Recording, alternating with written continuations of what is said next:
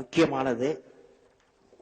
இந்த பேர் சுவாமி சிவானந்த ஆசிரமம் என் வாழ்க்கையில் மிக முக்கியமான ஒரு குரு போன்ற ஒரு பெரிய மனிதரின் வாழ்க்கையை பற்றி நான் உங்களுடன் பகிர்ந்து கொள்ள விரும்புகிறேன்.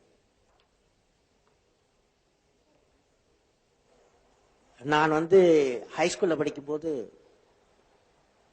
பிரைமரி ஸ்கூல்ல படிக்கும்போது, 5ஆம் கிளாஸ் படிக்கும்போது, 10ஆம் கிளாஸ் படிக்கும்போது எனக்கு ஒரு எண்ணம், நான் ஒரு பெரிய விமானியாக வேண்டும், ஏர்கிராப்டின் பைலட் ஆக வேண்டும் என்ற பெரிய எண்ணங்களுடன் வாழ்ந்தேன். அப்புறம் பிரைமரி ஸ்கூலு, எல்லாரும் கேக்குதா?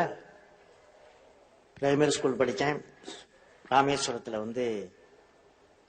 பஞ்சாயத்து ஸ்கூல், அது 8ஆம் கிளாஸ் வரலையும். அங்கே எனக்கு ஒரு பெரிய டீச்சர் இருந்தார்.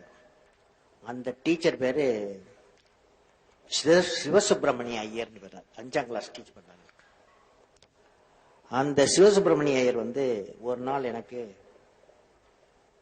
எப்படி பறவைகள் பறக்கும் என்பதை பற்றி கிளாஸ் எடுத்தார். ஒரு பிளாக் பல்ல போய் கரும்பலைகளை போய் ஒரு பறவைகளை போட்டு ஸ்கெட்சை போட்டு ஒரு ரெக்கையை போட்டு ஒரு டெய்ல போட்டு எப்படி பறக்கும் அப்படின்னு எங்களுக்கு தமிழ்ல சொல்லி கொடுத்தார். 40 பேர் கிளாஸ்ல. அப்படி சொல்லி கொடுக்கும்போது சொல்லி முடிச்ச உடனே 40 நிமிஷம் எடுத்தார் டீச்சர். அப்புறம் கேட்டார், உங்களுக்கு எல்லாரும் புரிஞ்சு வச்சா எப்படி பறவை பறக்கும் அப்படின்னு கேட்டார். நான் முதல்ல எழுப்பி கிளாஸ்ல, சார் எனக்கு ஒண்ணுமே புரியல சார் நீங்க டீச் பண்ணது. சொல்லுங்களா நீங்கெல்லாம்? டீச்சருக்கு புரியலன்னு சொல்றீங்களா நீங்கெல்லாம்? சொல்லுங்க. நிஜமா அடிக்க மாட்டாரா டீச்சரு?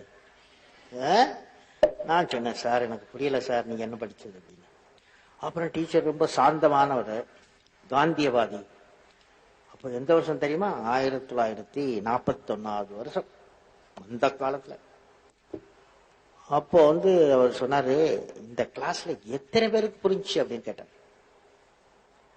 உடனே புரிந்தவங்க எல்லாம் கைய காமிங்க அப்படின்றார். 10 பேர் காமிச்சாங்க. என்ன 40 பேர் 30 பேருக்கு புரியல.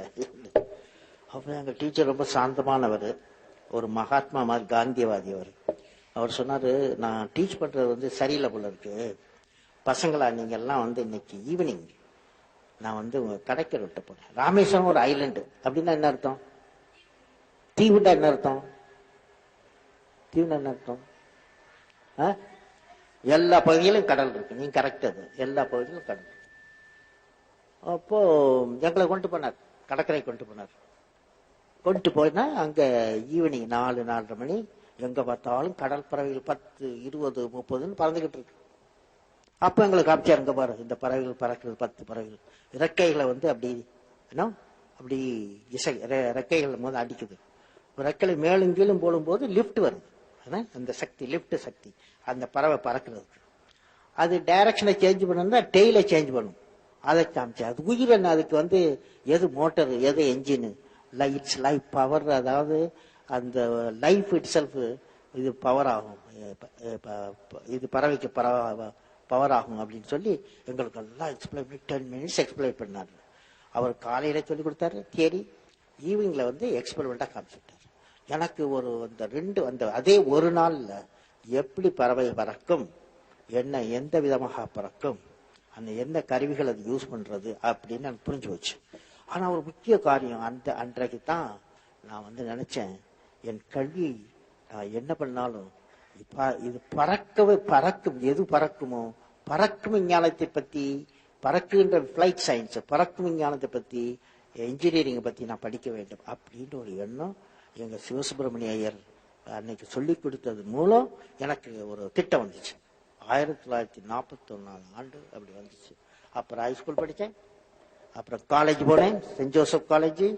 அங்க பிசிக்ஸ் படித்தேன். அங்கிருந்து பிசிக்ஸ் படித்தேன். சென்ட் ஜோசப் காலேஜ்ல இருந்து MIT, Madras institute of technology போய் ஏரோநாட்டிக்ஸ் படித்தேன். Aeronautics, aircraft, how to design aircraft, எப்படி செய்யறது, எப்படி பறக்க விடுறது அப்படின்ற உள்ள இன்ஜினியரிங்லாம் படித்தேன். அப்புறம் 1957 ஒரு இன்டர்வியூக்காக டேராடூன் பண்ணேன். அதாவது pilot officer, to become a pilot officer. நான் இன்ஜினியர் இல்லையா, அதுக்கு வந்து நான் எலிஜிபிள். இப்போ பைலட் ஆஃபீஸர் ஒரு இன்டர்வியூ, இந்தியன் ஏர்ஃபோர்ஸ் இன்டர்வியூ. அதுக்காக இங்கேருந்து ராமேஸ்வரத்துலேருந்து கிராண்ட் ட்ரங்க் எக்ஸ்பிரஸை பிடிச்சி டெல்லிக்கு போய், மெட்ராஸ் போட் மெயிலில் போய் மெட்ராஸ் இருந்து கிராண்ட் ட்ரங்க் எக்ஸ்பிரஸ் பிடிச்சி, கிராண்ட் ட்ரங்க்ஸ்லேருந்து குயின் ஹிமாலயன் குயின் என்ற ட்ரெயினில் பிடிச்சி டேராடூன் என்ற ஊருக்கு போய் சேர்ந்தேன். ஒரு 4 நாளாச்சு போய் சேர்றது டேராடூன்.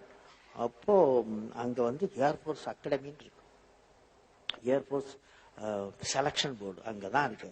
4 நாள் செலக்ஷன் போர்டு பண்ணாங்க. Day and night selection board, sports, debate, discussion, interview, ஓடுறது, ஆடுறது எல்லாம் பண்ணணும் 4 நாள். அப்புறம் அவங்க வந்து 8 பேர் வேணும், 8 பைலட் ஆஃபீஸர் வேணும். தே கால்டு 250 ஸ்டூடெண்ட்ஸ், 250 இன்ஜினியர்ஸ் கூப்பிட்டுருந்தாங்க. நான் ஒரு ஆள் அதுல இருந்து. அதெல்லாம் படிச்சுட்டு எல்லாம் ஒரு 4 நாளைக்கு பின்னால 9 பேரை செலக்ட் பண்ணாங்க. ஏன்னா 8 போஸ்ட்டுக்கு 9 பேரை செலக்ட் பண்ணாங்க. 9வது அதாவது நான் 8 பேருக்கு 8 போஸ்ட் 9 பேரை செலக்ட் பண்ணாங்க. நான் வந்து ஸ்டாண்ட் பை. யாராவது மெடிக்கல்ல டிஸ்குவாலிஃபைட் பண்ணா எனக்கு ஒரு சான்ஸ் வரும் அப்படின்னு. அன்றைக்கு பார்த்து எல்லாருக்கும் மெடிக்கல்ல கிளியர். ஸோ எனக்கு கிடைக்கல, ஏன்னா பைலட் ஆஃபீஸரா கிடைக்கல.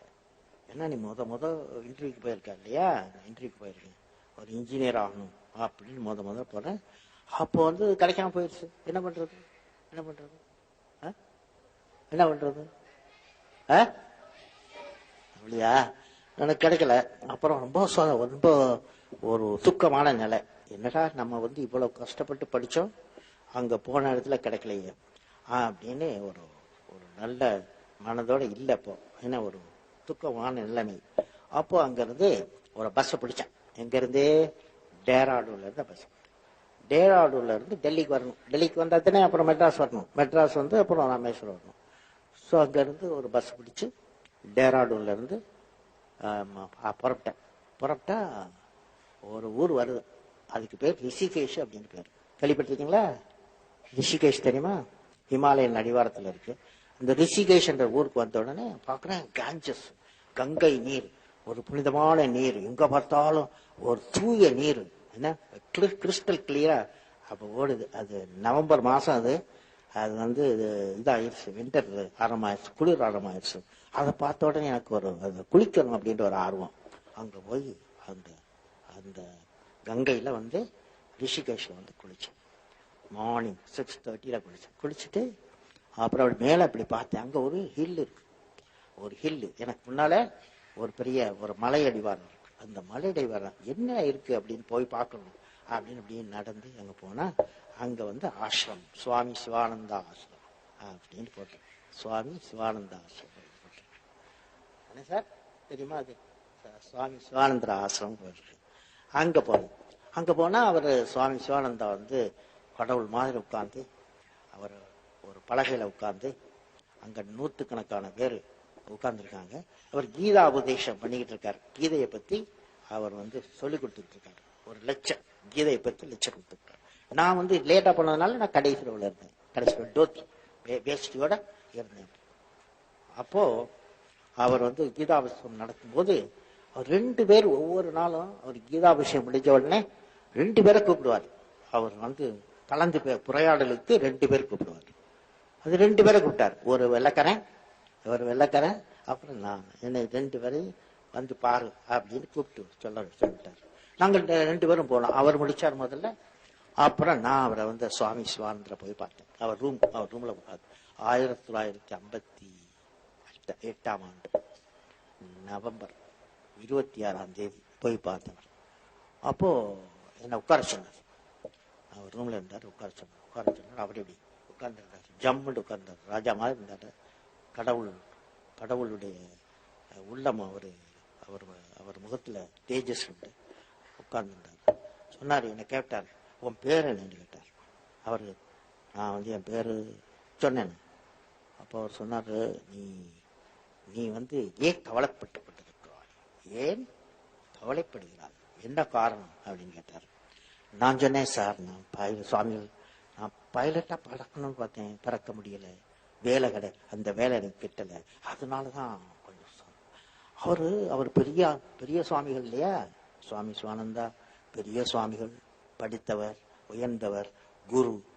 அவர் என்ன பண்ணாரு, கீதையை ஓபன் பண்ணார், பகவத்கீதையை ஓபன் பண்ணார். பகவத்கீதை தெரியுமா, பாத்துறீங்களா? பகவத்கீதையை ஓபன் பண்ணார். ஓபன் பண்ணி 11th சாப்டர் 11வது சாப்டரை ஓபன் பண்ணி, அவ்வளவு பெரிய சுவாமிகள் குரு அதை ஓபன் பண்ணி எனக்கு படிக்கிறார். அது விஸ்வரூபம், அதாவது லார்ட் கிருஷ்ணா விஸ்வரூபம் எடுக்கிறார். அது அர்ஜுனாவுக்கு எப்பவுமே ஒரு சந்தேகம், என்ன வாருக்கு போகணுமா, குருச்சேத்ராக்கு வாருக்கு போகணுமா, போக வேண்டாமா என்ற ஒரு சந்தேக நிலைமை. அப்போ நம்ம லார்ட் கிருஷ்ணா ஒரு விஸ்வரூபம் எடுக்கிறார்.